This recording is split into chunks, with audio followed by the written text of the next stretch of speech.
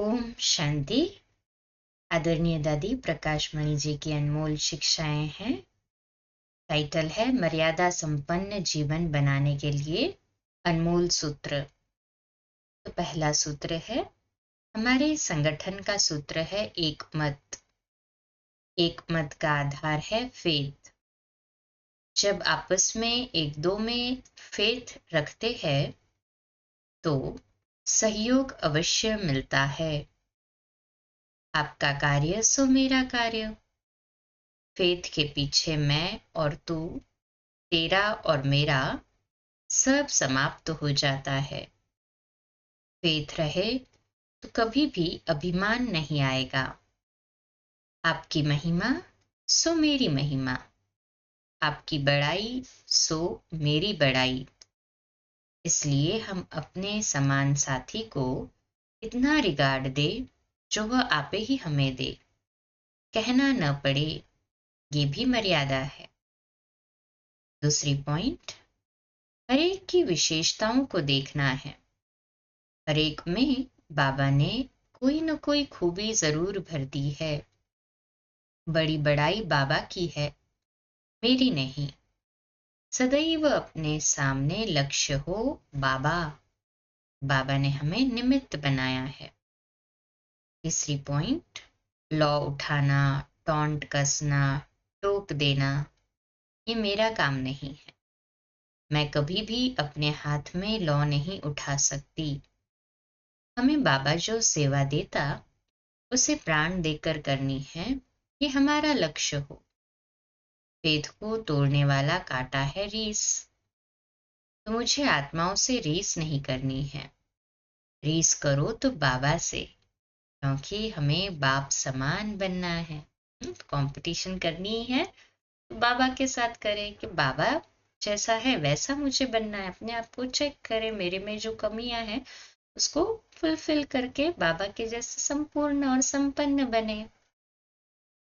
चौथी पॉइंट है, ईर्ष्या करना मंथरा का काम है। ये वायदा करो कि मैं मंथरा नहीं बनूंगी। ईर्ष्या अथवा विरोध भावना दूसरे की निंदा कराएगा।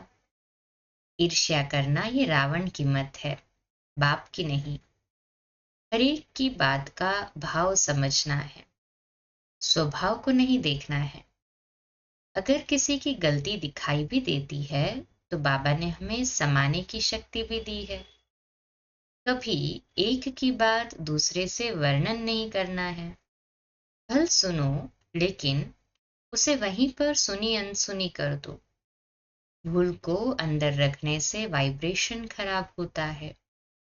दूसरे की भूल को अपनी भूल समझो। छठी पॉइंट, अपनी स्थिति को सदैव सुखदाई रखो। कभी भी तंग दिल, उदास दिल नहीं बनना है। कोई झूठा अपमान करेगा, कोई सच्चा। दुनिया की टक्करें अनेक आएंगी, लेकिन हमें उदास नहीं होना है।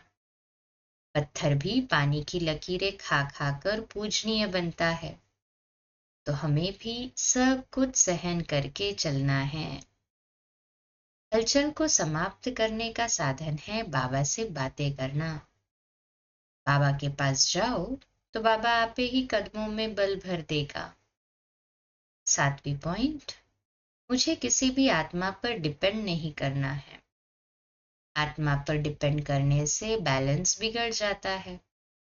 बाबा पर डिपेंड करो। एक दो का आधार लेकर चलना बिल्कुल गलत है।